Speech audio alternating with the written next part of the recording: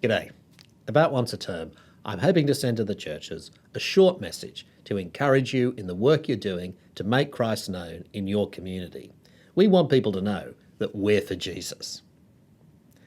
Recent news of gangland-style shootings in parts of Sydney have come as a shock and a worry. It's easy to think the world is becoming a frightening place.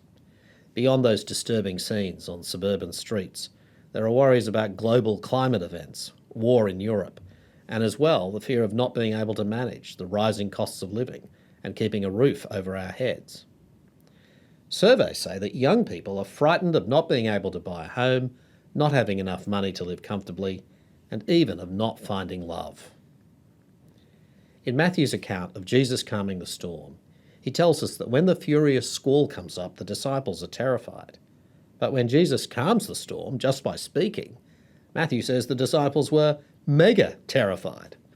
They were frightened by the storm, but even more frightened by the dawning awareness that Jesus was more than a man, God in the flesh, in the boat, on the lake, speaking with awesome and irresistible power. But Jesus says to them, "Why are you afraid?"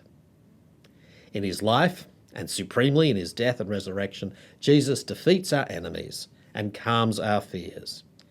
In an uncertain world, and one day facing certain death and judgment, the good news of the gospel is that Jesus says, "Do not be afraid." Can you think of someone you know who's feeling anxious and uncertain about the way the world is? Why not say a prayer for them just now? And maybe you'll be able to speak to them about the God who calms our fears, who stills the storm, and who says, "Do not be afraid."